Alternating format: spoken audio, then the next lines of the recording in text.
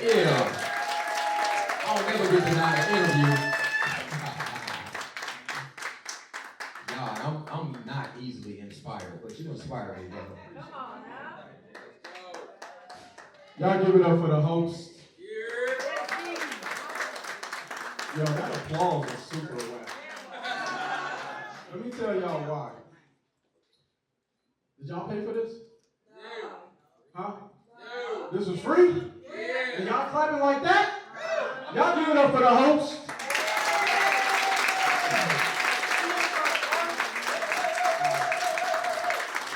So, my name is Roundtree, and I know we're supposed to come up here and talk about our successes, but I want to tell y'all, I'm actually a professional failure.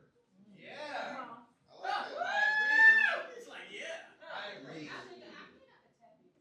I was a professional failure. I actually failed 70% of the time. And so I moved to Las Vegas in 2005. Man, it'd be 20 years this year. And I had $500 to my name. Didn't even know what I wanted to do. I had no real skills. I dropped out of college. I had no friends, no family. I knew no one out here. I was renting rooms, couch surfing. But the one thing I did have is I had endurance. Okay. Let me read you the definition of the word endurance, because this is the one thing that actually got me through all of these journeys. Somebody take some notes. Okay. All right, the word endure. Everybody say endure. Endure. Say it with your chest. Endure. Endure. Man, I'm gonna have to work on y'all. Okay. Suffer. That's what endure means. Suffer. Something painful or difficult patiently. See, in order to become successful, you have to be willing to suffer. Yeah. And unfortunately, as I've been on this journey, I've literally traveled the world, going around speaking, doing what I do, sharing my story. But when people ask me, Will, what is that one thing that you did that helped you to go from homelessness to sleeping in your car to the borrow $500 to knowing no one to losing everything, being sued twice, everything you could think of I've been through to getting to that level. I said, because I was willing to suffer. I was willing to suffer until something happened. How many people have been there before? Yeah. How many people are willing to continue to suffer? Not in a way that you like it or enjoy it, but knowing that. And this is the one thing that got me through this journey. I always knew that pain was temporary. How many people have stubbed their toe on the side of the bed before? Everybody's hands should be up. How many people not going to raise their hand or clap no matter what we say tonight? Steve. Is the liquor like real liquor? Like, I know they've been drinking. Like, come on, we need to. All right, y'all need to wake up. I get excited. Y'all want to know why I get excited? Would y'all like to know? Yeah. See, the reason I get excited because at one point somebody told me I shouldn't even be here. Right. At one point somebody told me, Will, you'll be dead or in jail. So sometimes I have my own party in my head, but that's a whole other thing. So I was willing to suffer because I knew that the pain was temporary. So when I stubbed my toe across the edge of the bed, I knew the pain was coming, but I also knew it wouldn't last long. And so that's the thing that we have to be willing to do. We have to be willing to endure the pain long enough to know that it's eventually going to pass. But unfortunately, guess what most people do? They quit. They quit. And it's because people always say this thing that, oh, Will, I'm scared. I have fear. And I'm like, what are you scared of? They're like, I'm scared to fail. You ever heard that before? Yes. Absolutely. Anybody ever said that? Raise your hand. And so when people tell me that, I challenge them. I said, how can you be scared to fail when you're already failing? Talk about it. See, when we was growing up, we was putting the posters of the cars we want to drive, the houses we want to live in, the relationships we want, we wanted all of that stuff, but then as soon as we become an adult, we quit. You're failing unless you're willing to continuously endure. And then people say, well, Will, I'm scared. It's fear. And I said, what does fear mean? And they said, false evaluation appearing real. I said, no, who told you that? See, we tell ourselves these things to make our excuses feel good. Y'all know we lie to ourselves? The wrong type of lying. See, I'd rather you lie to yourself and become delusional that one day you will have that car, you will have that house, you will be able to take those trips, you will be a millionaire. That's how I want you to lie to yourself. Because, see, one thing I had to learn is that fear stands for face everything and rise. That's what fear stands for. And so when people would say that they have fear, I said, me too. But my fear is different because I'm willing to face everything and rise. See, my fear was I didn't want to go back to sleeping in my car. My fear was I got tired of eating Top Ramen and Captain Crunch for breakfast and dinner. Couldn't afford it for lunch. See, my fear was I wasn't going to go back and live with my parents. My fear was that I was scared of continuously telling myself that I couldn't do it because everybody else around me been telling me that for the past X amount of years. That's what my fear was. And so what I started to learn is that fear is the thing that should propel you. Just like fire. We're scared of fire, right? Some of us. Because guess what? Fire can kill you. But did you also know fire can also help you? It heats your house. Water can kill you because you can drown. But what also can it do? It nourishes your body. And so you have to be able to reverse the fear. And once I started to learn that failure is not final, that's when I was able to rise against the fear. And then I had to learn what was failure. What was the definition of failure? Then I had to learn what the definition of success is. And success is actually an accomplishment of an aim or purpose. That's what success actually, that's the textbook definition. See, one of the things I had to learn on this 20-year journey, we make up definition of terms. Yeah, we do. You feel me, sister?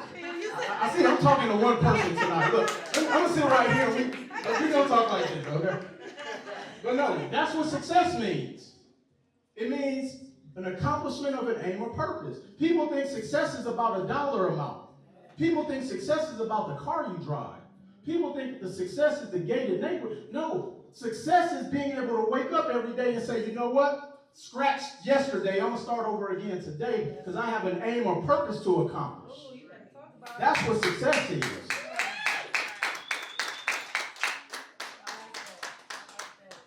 Y'all know I didn't plan any of this. I just made this up on the fly. And so again, my name is Will Roundtree. I'm originally from Milwaukee, Wisconsin.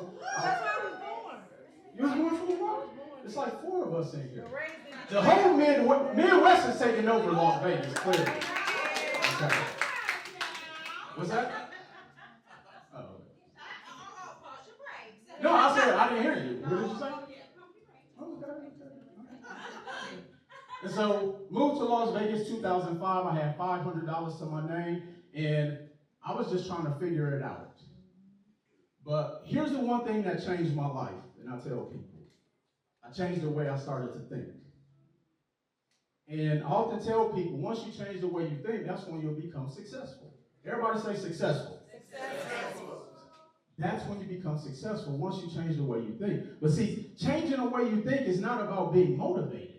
Motivation wears off.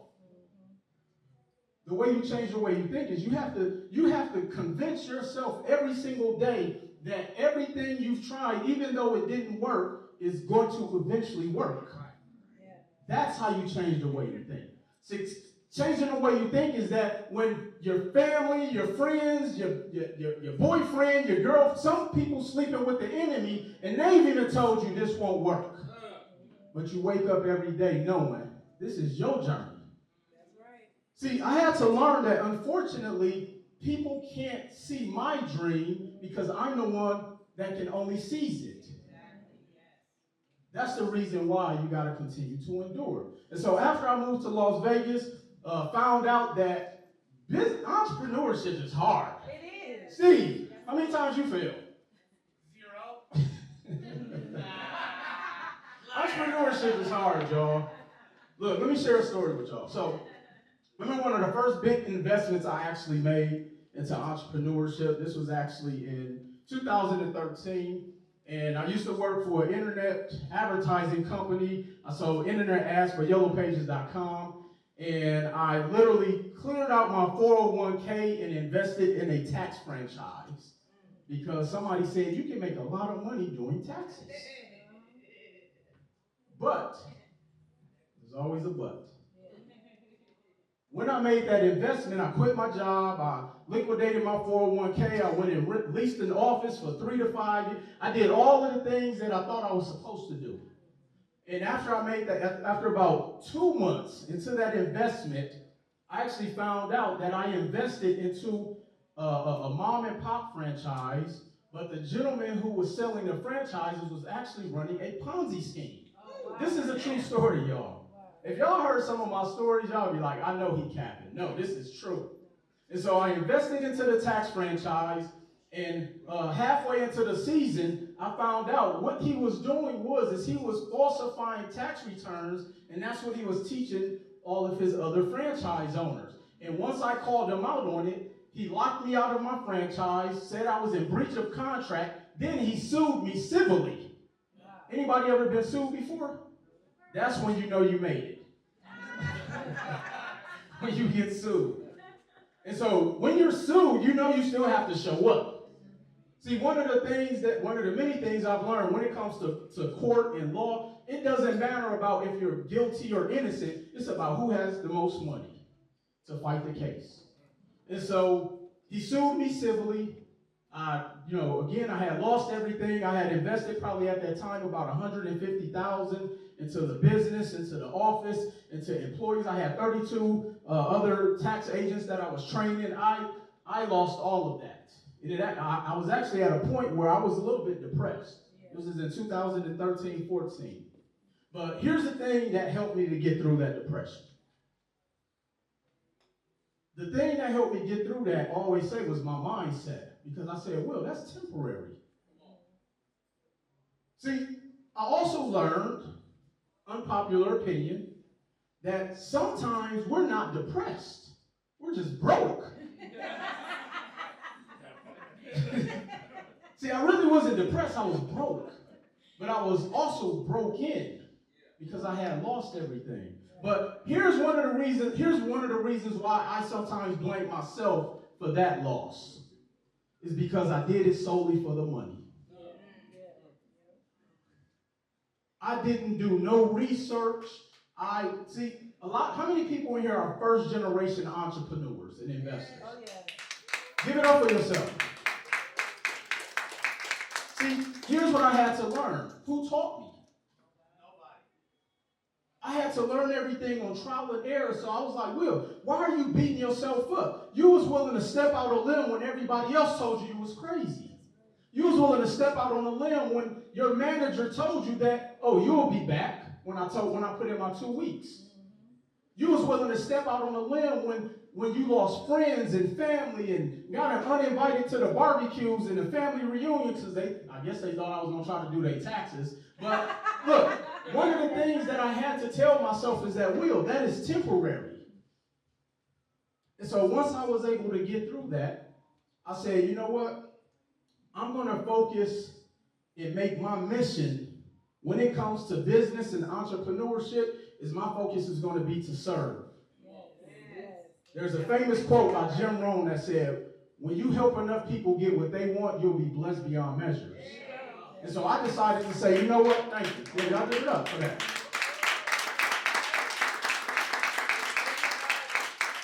And so from that point, my focus wasn't about money.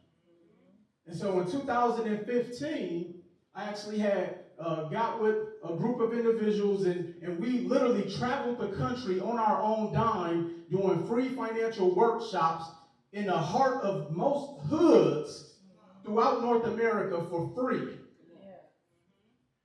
And so that's how I got my start in my journey to get back on this course called entrepreneurship, is I decided to work for free. Now, I'm not telling you that's what you should do. Some of y'all saying, look, I didn't sign up for this, okay? But what it taught me is that the thing that I learned about success is you find the gaping hole in the marketplace and you feel it better than anybody else. And so what I decided to do, so the gaping hole I found was our black people were suffering financially. Nobody taught us about money. Nobody taught us about credit. Nobody taught us financial education. Nobody even taught us how to write checks.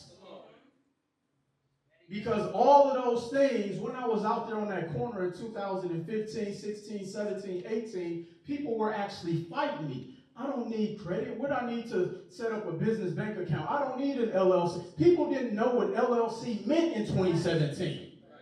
And now it's a noun. Y'all will catch that on the way out. And so, from that standpoint, I decided to go out there and serve.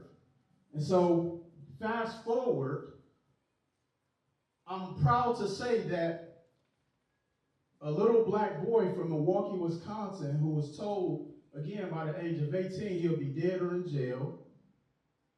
I flunked algebra twice. I dropped out of college. I had to move back in with my parents at 24. I was homeless twice.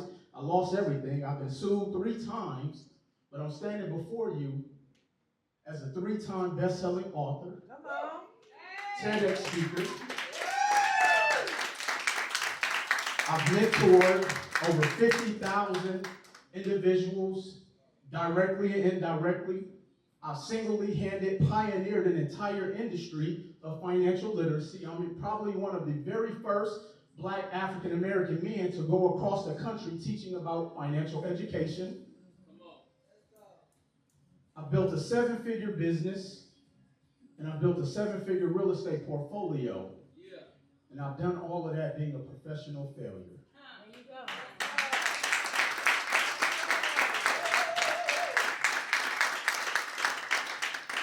So if you were like that one, Steve?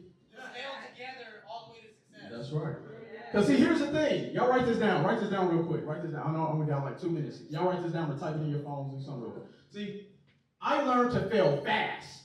Oh, yeah. See, that's the problem. There you go. We take our time failing. We're going through business. No, I wanted to fail fast. Why? Because failure is the data. See, I look forward to, okay, what am I going to learn from this situation? Okay, I learned not to do that. So now when I apply it in here, I know how to, the failure is the data. That's right. And the reason a lot of people are stuck is because they're scared to fail, because they're like, people are going to laugh at, look, they already know your circumstances, okay? You post it all over the internet. And so you have to fail fast. And so, before I go, I just want to let you know that I help small and medium-sized businesses get up to $250,000, and I show you how to do it without even providing proof of your income. Oh, wow. I show people how to invest in real estate without using any of their own money. I bought my very first investment property with a credit card. My entire real estate portfolio, most of my properties I've never seen. So you're talking about somebody who's homeless and now I own bank buildings. And I did this all without using any of my own money. And so, thank you. And I don't say any of this to impress anybody in here. But I say this to impress upon you that if I can do it, why can't you? Because some of y'all had head starts. Some of y'all got the Taylors in your family. Y'all will catch that on the way out.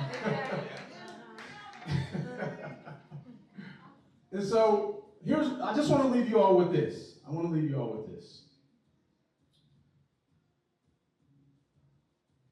A lot of people say, well, Will, this journey is hard.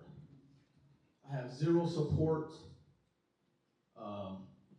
We just make up excuses. Yeah. And I have to often tell people, when I was poor, that was hard. you got to pick your hard. Yeah. Y'all can use that one at y'all next. But no, you got to pick your hard. Y'all with me? Yes. Y'all with me? Yes. Y'all sure? Yes. So I want y'all to go out there and be the best versions of yourselves. Because, again, success is about the aim and purpose that you set forth for yourself. And don't ever let somebody limitate what it is that you set forth to do. Because all of you are successful in your own respective right. You just got to start to believe it. Because I believe in you. Come on.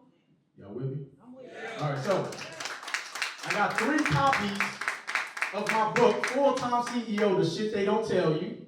That's the actual title. And here's why I named the title of this book. Because most of the stuff you learn about entrepreneurship is a lie. Most of it is a lie. It's not always glamorous. There's going to be days where your bank account will get overdrawn. And you got to believe that somebody's going to pay the invoice. Look, I done been there too. There's going to be days when people will not believe in you. People at one point said, Will, you've changed. I said, I'm supposed to. Yes, I hope so. I'm not the same college dropout, algebra failing, shy kid back in Milwaukee. I've become those images that I used to put on my wall. And so I have 3 copies of this book. I want to gift these away. But there's a caveat. There's always a but. But here's the caveat. See, I believe in something called exchange. There's 4 levels of exchange. Write this down real quick. Or type this in your phone. There's 4 levels of exchange. The first level of exchange is theft. This is where you give and you give and you give and people just take. Unfortunately, there's a lot of people who do that. The second level of exchange is called partial. You give and you give and you give and people pretend to give back to you. And then they take it away from you. That's partial exchange. And then you have what's called fair. That's what most people attempt to do. They're like, all right, you come do this, I'll do this, and all right, whatever. See, but the thing that I started to learn is that when you really grow, you have to be able to give at a level of abundance. And this is when you're willing to give at a level that you will always be blessed, no matter how it feels coming back to you. Because you're going to sometimes have to go a whole nother direction, and that's where the blessing is at. And so here's how I'm going to ask for my level of exchange. The first 3 people that go back to Eddie, where you at? Where's Eddie? Oh, damn, okay. First 3 people that get with Eddie and come and share a testimony about what they got out of this event tonight. So we can tag Ninja Karaoke. Hold on, pump your brakes. Pump your brakes. Right? So, because we want to tag Ninja Karaoke, we want to tag, because look, he didn't have to do this. So, like, venues, like, this cost them money. And they allowed you all to come in here for free $99. So I'm looking for 3 people to get with Eddie, come do a testimony, share an experience. And I need y'all to leave with at least 3 people phone numbers that you don't know. Let's network. Look, Las Vegas, I've now made this my home. I've planted my flag here. In any way I could be of service, please let me know. And Marquetta, thank you for reaching out to me. And she brought me out of retirement to come out to these type of events. So I'm here.